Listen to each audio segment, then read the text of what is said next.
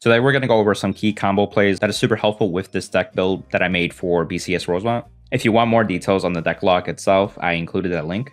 And then also check out the video that goes much more in depth with the card choices themselves. But in this video, I'm going to show some key plays that stand out pretty important. So let's get right into it. So I want to start off with turn 2 plays. So one of the biggest factors for this deck is Dancing Princess. So Counterblast and add a card from deck to soul. So you have a couple options. 9 times out of 10 is going to be Cat or the grade 2 Toge. And the reason for this is because Toge can get you to your grade 3s, which is your Dorian, your Gruesome Scythe Dragon. However, I tend to go for Cat Knight because this is set up for the next following turns, which are actually pretty vital. Worst case scenario, you could also look for other choices as Honoly or Purple Trapezist. Honoly specifically, especially if you're going against high multi-attack decks and they're the ones going first, and you may want a Honoly. And then having a Purple Trapezist, let's say in hand, let's say you call 2 bodies, you can use Purple Trapezist to shove something, pull out Honoly, and you can keep it on board or you can remove it depending on the matchup. Let's say on your turn 3, you're Red Harri, you pay the cost of Stride into Clifford, 2 excels. Now, depending on how much damage you have, you could use Harry's Stride skill, but since in this case I only have 1,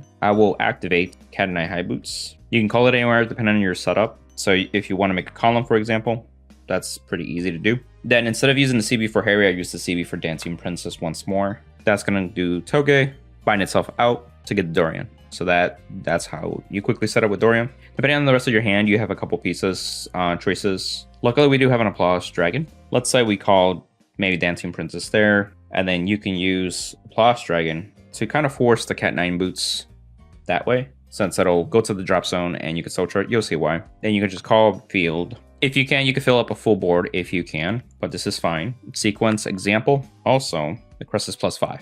Let's not forget about that. 14, 15, 18. Just leave 1 Rigard standing in this case, and then on attack, this will go into soul.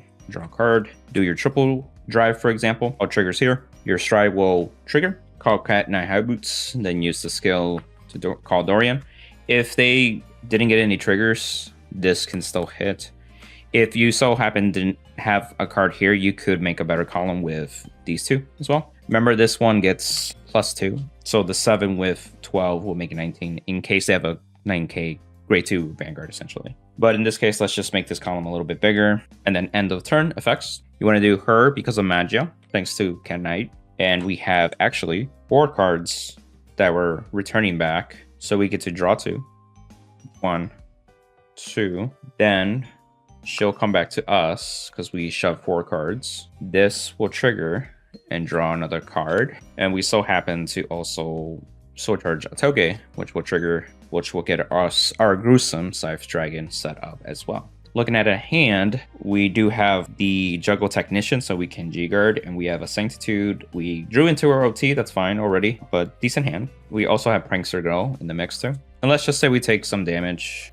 We got a draw trigger. We G-Guarded. Let's just say it forced us to do a Maja play. I'm just shortcutting. Sanctitude, OT, and so on. So at this point, since we G-Guarded once, the Crest is currently 15k. This is our turn 4. We draw for turn, Stride for cost. And on Stride, we have a couple options that we can do. Since we shoved everything into soul earlier, we can actually use Cat 9 High Boots. And in this case, we have a couple cards that we want to use. We could take advantage of calling Beaters. This would trigger. You could soul charge the OT just for more defensive options later on. What I like to do is somehow get the cat back in there, pull something else. Let's say the crit for now. You can even force another Purple Trapezist in the soul to save it for later.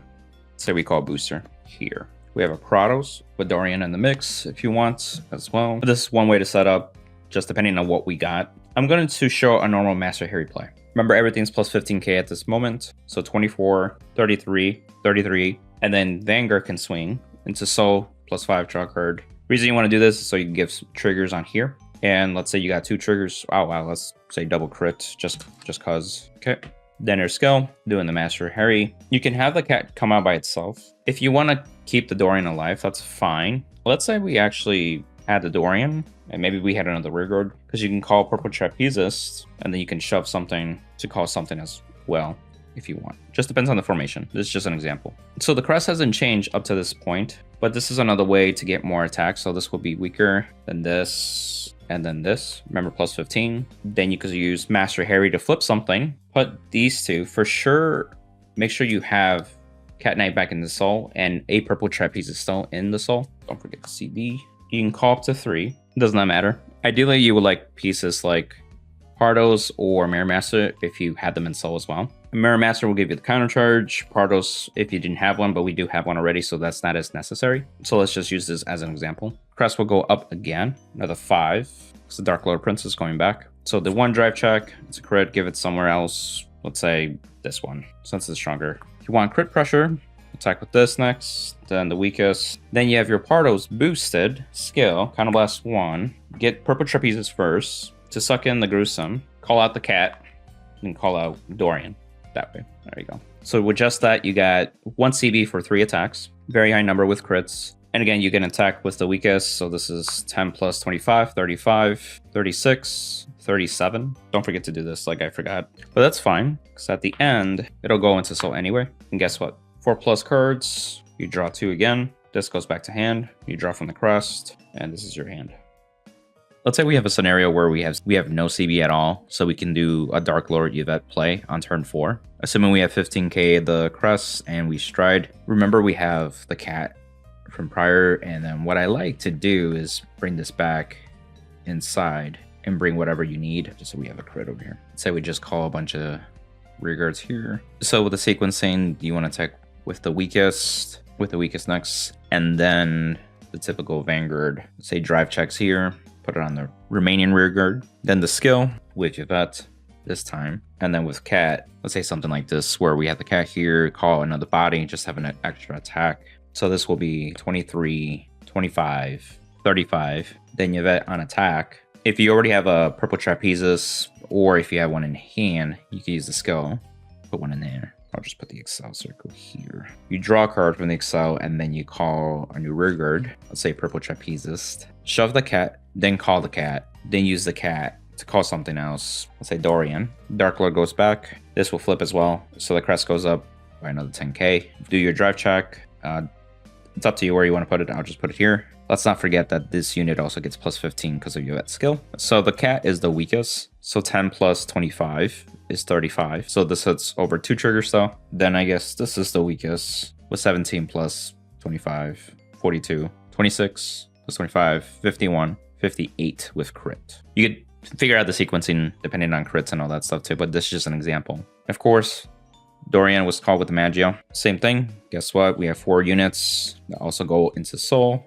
Draw 2 cards and it'll come back to hand, and then draw another from that. Let's say we have the Honoly situation, so they removed it from play and we have to play through it no matter what. This play essentially will use the CB to extend more rear guard attacks at the end to push through a Honoly a little bit, with making some decent numbers. But pretty much your skills won't require CB. You can use Chimera and Mirror Master to an extent to help with an extra CB if needed, but I'll keep it simple. One of the key things that I like to do is if I'm trying to maximize the attacks, I want a booster so I can stack the triggers onto the boosters though. So with the crest being 15, you could attack from the weakest to the strongest, and then your Vanguard can swing for the 5th battle. Let's say we got these triggers, one's a heal. So at least the booster can benefit from that. You'll miss out on crit pressure, but that's okay. Use the skill. You can place it over here. You'll see why. Now your Vanguard can swing, use the skill, put something in hand, generate another Excel circle, draw a card. You pull out purple trapezes, shove the Dark Lord, which will go back to face up.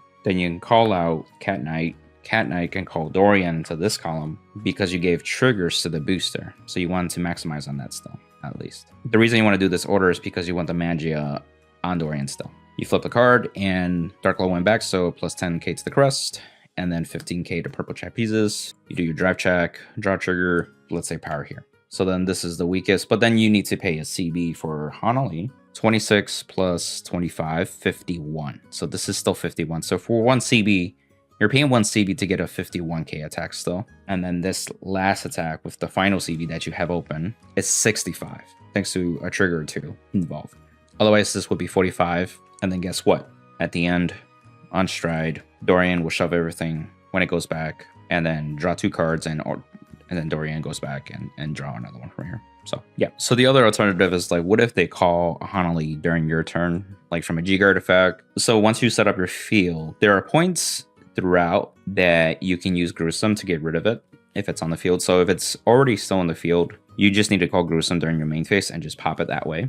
But if it's during your battle phase and you know it's coming, you can capitalize on your attack pattern still. So let's say we do like this attack pattern, and now you got 4 attacks in. You Vanguard. Now this is where there's this one point where they can G-guard. So then after that, Honoly will take an effect essentially, right? You got triggers. Let's say we got 1 trigger in this case. Put it on the booster. This would trigger this way. Now, because if they called it here, you can use your Cat Knight to pop out the Gruesome. So immediately you can just pop it off. If they're still holding onto it, you can just call your rear guards, just an example, just to force it out. And so if you're thinking that it might be coming out, then you can just attack. And if they call it here, it depends on your CB restriction. So let's say maybe you want to still do a Pardos, but you can just pop something. You could just swing with your Vanguard, suck these back because these are important, like these 3 in particular. Gruesome will trigger and you can pop them there.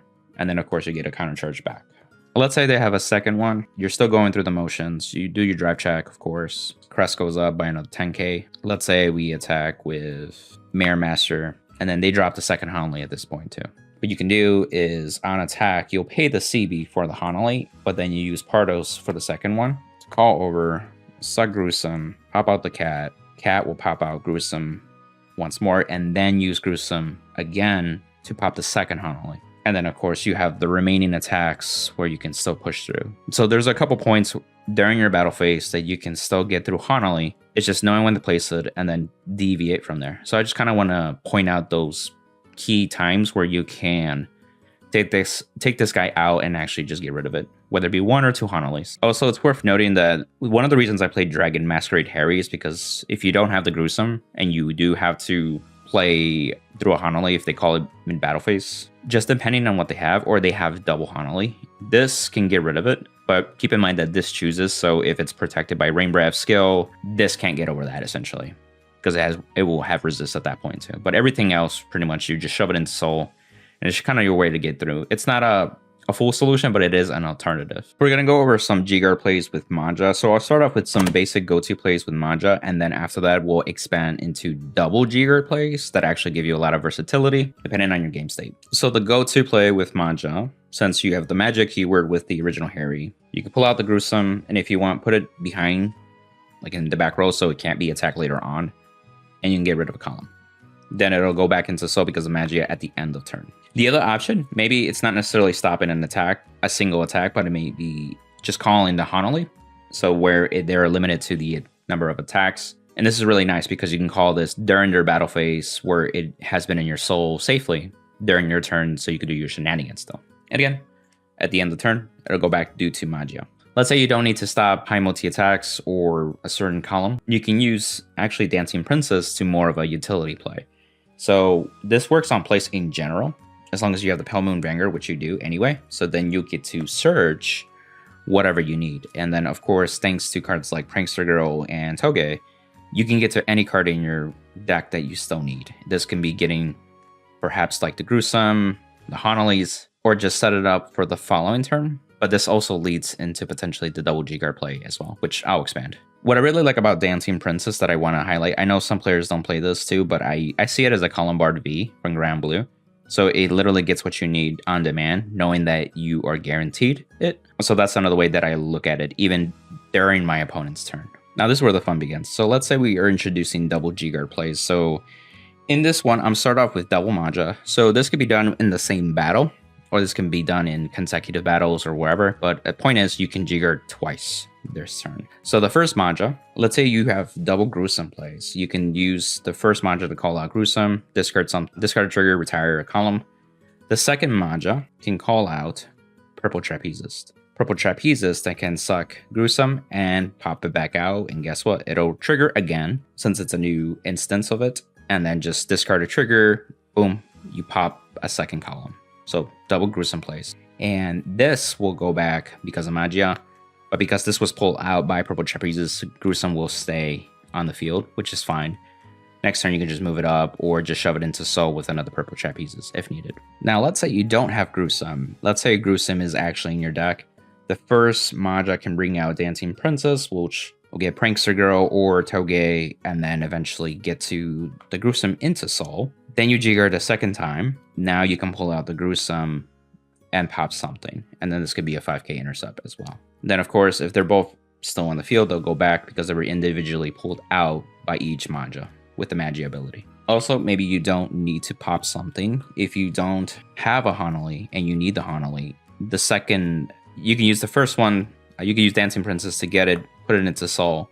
Second Maja will just pull out the Honoly, and now you have a Honoly from deck. Again, very similar to Columbar plays from Grand Blue. Also, a nifty card, if for whatever reason your Gruesome and your Honoly is in the drop zone, the first Maja can call out Applause Dragon, and Applause will soul charge anything from the drop. So you can soul charge these, use the second Maja, and pull them out, whatever you need for that case. Another alternative with double G-Guard plays is that you use Flexion Chimera first, because cards like Gruesome and Honoly are in your hand, for example.